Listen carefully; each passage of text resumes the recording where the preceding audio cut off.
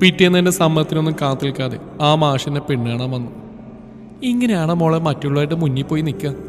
മോത്തിരി ചിരിയിലേക്ക് വരുന്നവരെന്ത് വിചാരിക്കും? അമ്മേൻ്റെ കയ്യിൽ ചായ എന്നോട് പറഞ്ഞു. ഞാനന്നേരം ചേച്ചിയെ നോക്കി. എൻ്റെ അകവും പുറവും ഒരുപോലെ അറിയണത് ചേച്ചിക്കല്ലേ. ചേച്ചി കണ്ണടച്ച് കാണിച്ച് എന്നെ നോക്കിയെന്ന് ചിരിച്ചെനിക്ക് ധൈര്യം തന്നു. മാഷിയുടെ മുഖത്തേക്കൊന്നും ഞാൻ നോക്കിയില്ല. മനസ്സിൽ ഒരാളുടെ മുഖം അങ്ങനെ നിറഞ്ഞു നിൽക്കുമ്പോൾ എങ്ങനെയാ മറ്റൊരാൾ ഇഷ്ടത്തോടെ നോക്കാൻ തോന്നുന്നത്? ചേച്ചി എങ്ങനെയുണ്ട് ഞങ്ങളുടെ മാഷ്? ഇഷ്ടമായ ചേച്ചിക്ക്? മാള് ചോദിച്ചപ്പോൾ ഞാൻ സംശയത്തോടെ അവളെ നോക്കി. ഞങ്ങളുടെ മാഷോ? അതിന് നിനക്ക് ഇയാൾ മുമ്പ് പരിചയമുണ്ടോ? പിന്നെ എന്നെ പഠിപ്പിക്കണ മാഷ് എനിക്ക് അറിയാണ്ടിരിക്കോ? എന്നാലും മാഷ് ഇടയ്ക്കിടയ്ക്ക് ചേച്ചിനെ പറ്റി അന്വേഷിക്കണത് ഇതിനാവെന്ന് ഞാൻ വിചാരിച്ചില്ല കേട്ടോ. ഇതാ അത് തന്നെ പ്രേമം.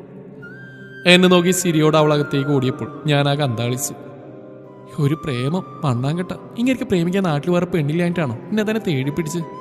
എൻ്റെ കൃഷ്ണ, എന്തിനേതിനും വിളിക്കണല്ലേ നിന്നെ? ഒരിത്തിരി കരുണ കാണിച്ചുകൂടെ എന്നോട്? ഒന്ന് കലക്കി തന്നൂടെ ഈ ആലോചന? പകരം എൻ്റെ സാറിന് എനിക്ക് തന്നൂടെ? ഞാൻ പിറുവിറുത്തു. എൻ്റെ അവസ്ഥ ആലോചിച്ചിട്ടാവും കല്യാണം അത്ര കേമത്തിൽ വേണ്ടെന്നാ ഗോവിന്ദൻ പറയണത്. ശരത്തിനും അതാത്ര ഇഷ്ടം, അച്ഛൻ പറഞ്ഞു.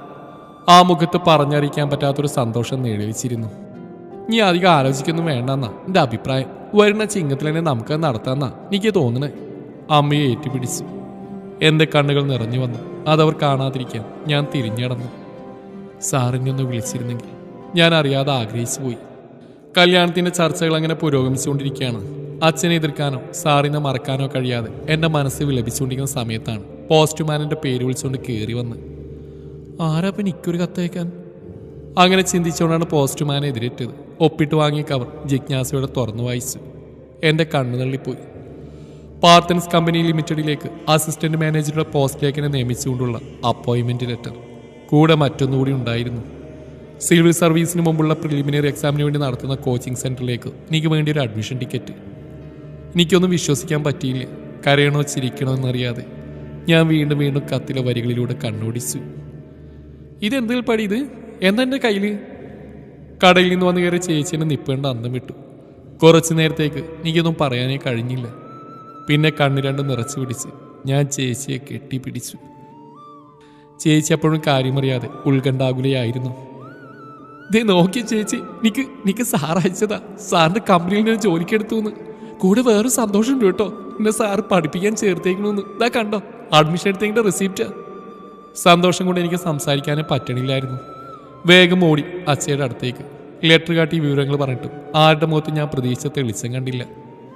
കല്യാണക്കാരിയൊക്കെ തീരുമാനമായ സ്ഥിതിക്ക് ഈ ജോലി നമുക്ക് വേണ്ടാന്ന് വെക്കാം മോളെ. ശരത്തും നിന്നെ പഠിപ്പിക്കാന്നല്ലേ പറഞ്ഞു. ഇനി എന്താച്ചാ അവര് തീരുമാനിക്കട്ടെ. അച്ഛൻ പറഞ്ഞ് ഞാൻ സ്തംഭിച്ചു നിന്നു. എൻ്റെ കയ്യിൽ നിന്ന് ഞാൻ അറിയാതെ തന്നെ ലെറ്റർ താഴേക്ക് ഊർന്നു വീണു. പവിയുടെ മംഗലയോഗത്തിന് പറ്റിയ സമയം ഇപ്പോഴാണ്. ഇന്നാളും കൂടി ജാതകം നോക്കിയിട്ട് ആ ജോത്സ്യര് പറഞ്ഞത്. അമ്മ പറഞ്ഞു. ഒരു ജോത്സ്യര് അല്ലെങ്കിൽ ഈ ജാതകം തന്നെയാണ് എല്ലാ പ്രശ്നങ്ങളും ഉണ്ടാക്കുന്നത്. ഞാൻ കെറുവോടെ പറഞ്ഞിട്ട് എല്ലാവരും ഇതെന്ത് കഥ എന്ന മട്ടിൽ നിൽപ്പായി. ചേച്ചി മാത്രം എന്നെ അർത്ഥം വെച്ച് നോക്കുന്നുണ്ടായിരുന്നു. അച്ഛനൊന്ന് ചിരിച്ചു.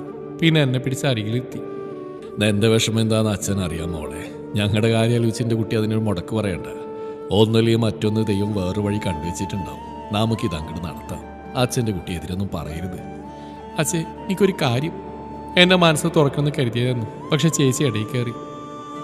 നീ അച്ഛൻ പറയുന്ന അനുസരിച്ച് കുട്ടി, വേറൊന്നും ഇപ്പം ചിന്തിക്കണ്ട. അത് കേട്ടെന്ന് മുഖം പൊത്തി മുറിയിലേക്ക് ഓടി. ചുമരിൽ ചാരിയെന്ന് ആരും കാണാതെ എൻ്റെ കണ്ണീരെല്ലാം ഒഴുക്കിക്കളഞ്ഞു. എല്ലാം അറിയണ ചേച്ചി പോലും എൻ്റെ കൂടെ നിൽക്കില്ലെന്നോർത്ത് എനിക്ക് വല്ലാത്ത നിരാശ തോന്നി. ചേച്ചിയോട് നീരസം തോന്നുന്നുണ്ടോ കുട്ടിക്ക്? മനസ്സറിഞ്ഞ പോലെ ചേച്ചിയുടെ ചോദ്യം. ഞാൻ കണ്ണുകൾ അമർത്തി തുടച്ചു. ചേച്ചി ചോദിച്ചില്ലേ എന്നെ ഓർക്കുന്നുണ്ടാവുമെന്ന്? എന്നെ മാത്രമല്ല, എൻ്റെ സ്വപ്നങ്ങളും മറന്നുപോയിട്ടില്ല സാറെന്ന് ഇപ്പം മനസ്സിലായില്ലേ? ഇനിയെങ്കിലും ഞാനൊന്ന് വിളിച്ചോട്ടെ സാറിന്. ആ ശബ്ദമൊന്ന് ഞാൻ കേട്ടോട്ടെ. എന്നെ നൊമ്പരം കണ്ടിട്ടാണ് ചേച്ചി സമ്മതം മൂടിയത്. ഞാൻ വിളിച്ചു. ആദ്യ റിങ്ങിൽ തന്നെ ആൾ ഫോൺ എടുത്തു. ഹലോ. എൻ്റെ ശബ്ദമൊന്ന് വിറച്ചു. പവി. മറുതലക്കിൽ നിന്ന് ഞാൻ ആഗ്രഹിച്ച അതേ വിളി. സാറിനെ മനസ്സിലായോ? ഞാൻ ആശ്ചര്യത്തോടെ ചോദിച്ചു. ഇതെന്ത് ചോദ്യമാണോ? എനിക്ക് തന്നെ അത്ര പെട്ടെന്ന് അങ്ങ് മറക്കാൻ പറ്റുമോ? മറന്നത് നീയല്ലേ?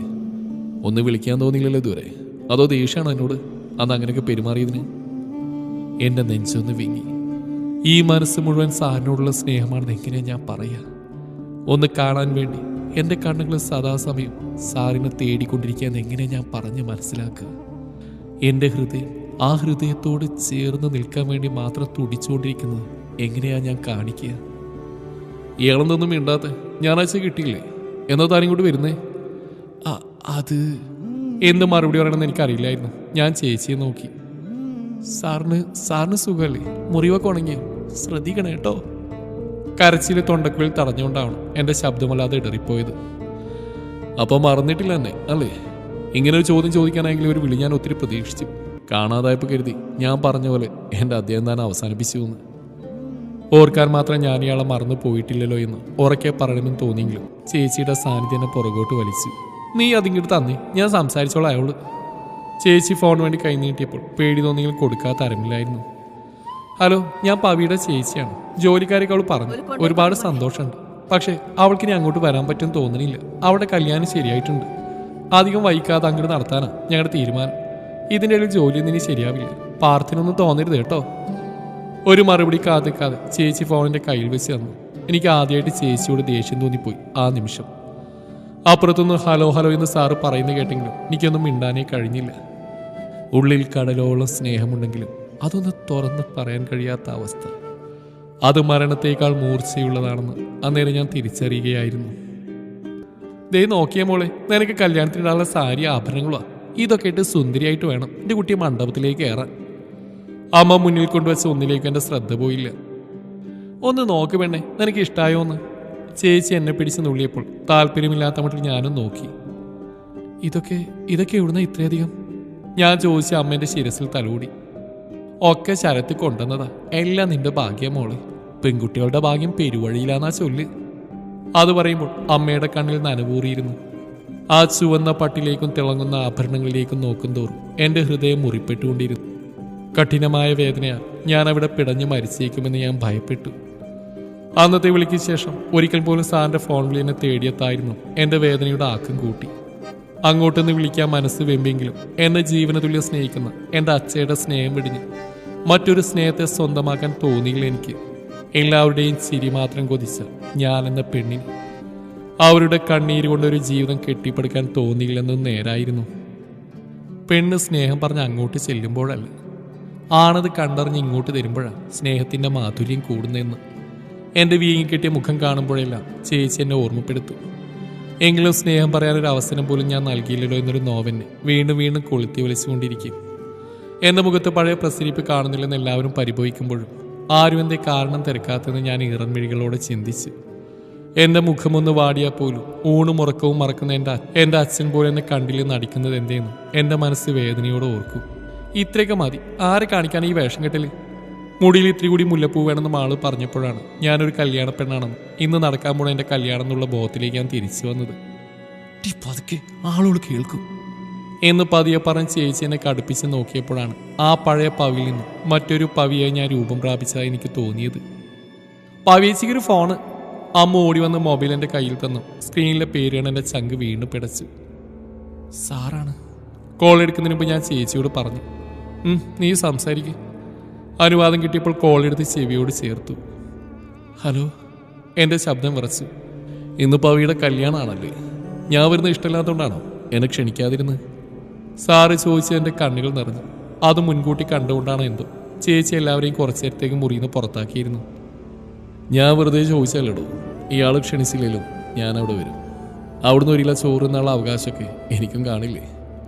ഒന്നുമില്ലേലും ഒരിക്കൽ ഇയാൾ ഈ പാർത്ഥൻ്റെ പെണ്ണായിരുന്നല്ലേ. Anyway, happy married life. എനിക്കൊന്നും പറയാനിടതരാതെ ആൾ ഫോൺ വെച്ച്. ഞാൻ ചേച്ചിയെ കെട്ടിപ്പിടിച്ച് കുറേ നേരം കരഞ്ഞ് ആ കൺമഷി മുഴുവൻ പരത്തിയില്ലോ നീ. പരന്ന കൺമഷിപ്പാടുകൾ മായച്ചുകൊണ്ട് ചേച്ചി എന്നെ ശാസിച്ചു. മണ്ഡപത്തിൽ ശരത്തിനരികെ ഇരിക്കുമ്പോഴും അറിയാതെ പോലും എൻ്റെ നോട്ടയാളിലേക്ക് പോയില്ല. പകരം മുന്നിൽ കൂടിയ ക്ഷണിക്കപ്പെട്ടവരുടെ ഇടയിൽ അത്രമേൽ പ്രിയപ്പെട്ട ഒരാൾക്ക് വേണ്ടി എൻ്റെ മിഴികൾ തേടി നടന്നു. ഓരോ മുഖവും സാറിൻ്റേതല്ലെന്ന് ഓർമ്മപ്പെടുത്തുമ്പോൾ നിരാശയോടെ ഞാൻ തേങ്ങലടക്കി. മുഹൂർത്തായി, താലി കെട്ടിക്കോളൂ. അറിയിപ്പ് കാതിൽ മുഴങ്ങിയത് എൻ്റെ നെഞ്ചിലൊരു കനം വന്ന് തടസ്സം സൃഷ്ടിച്ചു. ഞാൻ ഇരുകണ്ണുകൾ ഇറുകെ ചിമ്മി ആഗ്രഹിക്കാത്ത താലിക്കൊമ്പിൽ തലകുനിച്ചു കൊടുത്തു. പെണ്ണ് കാണാൻ വന്നപ്പോഴൊന്നും നോക്കിയില്ല. ഇപ്പോഴെങ്കിലും നോട്ടെനിക്ക് തന്നുവിടറോ പവിയെ? കാതോരമാ ശബ്ദം വന്നലച്ചു. ഞാൻ ഞെട്ടലോടെ തല ഉയർത്തി നോക്കി. പാർത്ഥൻ സാറ്? ഇങ്ങനെ നോക്കി എൻ്റെ കൺട്രോള് കളയലിടും. നമുക്ക് ചുറ്റും ആളുകളുണ്ട് കേട്ടോ. കുസൃതി ചിരിയോടെ എന്നെ നോക്കി കണ്ണിറുക്കുന്നയാളെ ഞാൻ പിന്നെ വിശ്വാസം വരാതെ നോക്കിയിരുന്നു. അതെ, അതിനൊക്കെ ഇനി സമയമുണ്ട്. മുഹൂർത്തം കഴിയാൻ ഇനി 2 മിനിറ്റ് ബാക്കിയുള്ളൂ കേട്ടോ. കാർന്നോമാരിൽ ആരോ വിളിച്ചു പറഞ്ഞപ്പോൾ അവിടമാകെ ചിരിക്ക് തിരികൊളുത്തി. ഞാൻ ചമ്മലോടെ ചുണ്ടിയടിച്ചു. എൻ്റെ സാരിൻ്റെ താലി എൻ്റെ കഴുത്തിൽ വീണിരുന്നു. ഞാൻ ഭക്തിപൂർവ്വം ആ താലിയെ തൊട്ടു. അന്ന് എൻ്റെ കഴുത്തിൽ കളിയായി കെട്ടിയ അതേ താലി ഇന്ന് സകല ദൈവങ്ങളെയും സാക്ഷിയാക്കി എൻ്റെ കഴുത്തിൽ ഇടം നേടിയിരിക്കുന്നു. നിനക്കിപ്പോഴൊന്നും വിശ്വസിക്കാൻ പറ്റണില്ല അല്ലേ പവിയെ? ചേച്ചി എന്നെ തോണ്ടി വിളിച്ച് ചിരിയോടെ ചോദിച്ചു. ഇല്ലെന്ന് ഞാൻ നിഷ്കളങ്കമായി ചുമലുവെച്ച് പറഞ്ഞു. നീ മടങ്ങി വന്ന അന്ന് രാത്രി എന്നെ പാർത്തിന് എൻ്റെ ഫോണിലേക്ക് വിളിച്ചിരുന്നു. നീ കുളിക്കാമെന്ന് പറയാനാണ് ഞാൻ ഫോണെടുത്ത്. പക്ഷേ അന്ന് നിന്റെ സാറിനോട് ചോദിച്ച് നിന്നെ അങ്ങേർക്ക് എട്ടിച്ചു കൊടുക്കുമെന്നാ. വിവരങ്ങളൊക്കെ നിന്നോട് അച്ഛനോട് ചോദിച്ചതിന് ശേഷം പറയാമെന്ന് പറഞ്ഞാൽ ഫോൺ വെച്ചു. നിന്നോട് സംസാരിച്ചപ്പോഴാണ് നിനക്കും അങ്ങനെ മോഹമുണ്ടെന്ന് മനസ്സിലായി. അതിനിടയിൽ ശരത്തിൻ്റെ ആലോചന വന്നു എന്നുള്ളത് നേരാ. പക്ഷേ ഞങ്ങൾക്ക് വലുത് നിന്റെ സന്തോഷമായിരുന്നു. അന്ന് പെണ്ണ് കാണൽക്കെന്ന് എല്ലാം നീ അറിയേണ്ടതായിരുന്നു. പക്ഷെ നീ പാർത്തിൻ്റെ മുഖത്തേക്ക് പോലും നോക്കാതിരുന്ന ഈ സർപ്രൈസ് ഇതുവരെ കൊണ്ടെത്തിക്കാൻ കാരണം. ഞങ്ങളുടെ ചിരിയും സന്തോഷങ്ങളും മാത്രം സ്വപ്നം കാണാൻ നിനക്ക് ഇതിലും വലുതായി ഞങ്ങൾ എന്താ മോളെ തരേണ്ടത്? ചേച്ചി പറഞ്ഞു നിർത്തിയത് എൻ്റെ മിഴികൾ നിറഞ്ഞൊഴുകി. അതിനു പക്ഷേ കണ്ണീരിൻ്റെ ഉപ്പുരസമായിരുന്നില്ല, സ്നേഹത്തിൻ്റെ, വിശ്വാസത്തിൻ്റെ, വാത്സല്യത്തിൻ്റെ മധുരമായിരുന്നു. ഇരട്ടി മധുരം. എന്നാൽ ഞാൻ എത്രമാത്രം വിഷമിച്ചു എന്ന് അറിയോ സാറിന്? ഞാൻ കപട പരിപാലനം നടിച്ചുകൊണ്ട് ചോദിച്ചു. എല്ലാം എനിക്കറിയാടോ. അന്ന് താൻ തിരിച്ചു വരുമ്പോൾ ഞാൻ പറഞ്ഞ അത്രയും നിന്നെ ഒരുപാട് മുറിവേൽപ്പിച്ചു എന്ന് എനിക്കറിയാം. പക്ഷെ എല്ലാം മനഃപൂർവ്വമായിരുന്നു. സ്നേഹിച്ചവരെല്ലാം എൻ്റെ നാശത്തെയും സ്വത്തിനെയും മാത്രം കൊതിച്ചപ്പോൾ എനിക്ക് നഷ്ടപ്പെട്ട എൻ്റെ മനസ്സായിരുന്നു. പകരം കിട്ടിയതൊക്കെ വേദനയായിരുന്നു, പേടിയായിരുന്നു. നിന്റെ സ്നേഹം ആഗ്രഹിച്ചു പോയാൽ നീയും എനിക്ക് നഷ്ടപ്പെടുമോ എന്ന പേടി. അതാ ഞാൻ. പക്ഷേ നീ തിരിച്ചു വന്നപ്പോൾ നിന്റെ സാമീപ്യം നഷ്ടപ്പെട്ടപ്പോൾ ഞാൻ മരണത്തെ വരിക്കുകയായിരുന്നു. ആ നിമിഷം ഞാൻ മനസ്സിലാക്കി, നീയില്ലാതെ എനിക്ക് നീ ജീവിതമില്ലെന്ന്, നീയാണ് എൻ്റെ ജീവിതമെന്ന്. അതും പറഞ്ഞ് സാറിനെ ഇറുകെ പോണപ്പോൾ ഞാൻ എന്നെ തന്നെ മറക്കുകയായിരുന്നു. പിന്നെ ഈ സാറ് വിളി നീ വേണ്ട കേട്ടോ. ഇന്നു മുതൽ നീ വെറും പെണ്ണല്ല, ഈ പാർത്തൻ്റെ പെണ്ണ, പാർത്തൻ്റെ മാത്രം പെണ്ണ്. മനസ്സിലായി ഉണ്ടക്കണ്ണി? പ്രണയപൂർവ്വം ഏട്ടൻ എൻ്റെ ചെവിയിൽ കടിച്ചപ്പോൾ നാണത്താൽ എൻ്റെ കവിളുകൾ ചുവന്നു. അതിൽ വിരിഞ്ഞ പ്രണയ പുഷ്പങ്ങൾ ഒരു മന്ദമാരുതനെ പോൽ കവർന്നെടുക്കുമ്പോൾ ഞാൻ അറിയുകയായിരുന്നു എൻ്റെ ഏട്ടൻ്റെ നെഞ്ചിലെ ചൂട് ഈ പാർത്തൻ്റെ പെണ്ണിൻ്റേതു മാത്രമാണെന്ന്. ഈ പെണ്ണ് പാർത്തൻ്റേതു മാത്രമാണെന്ന്.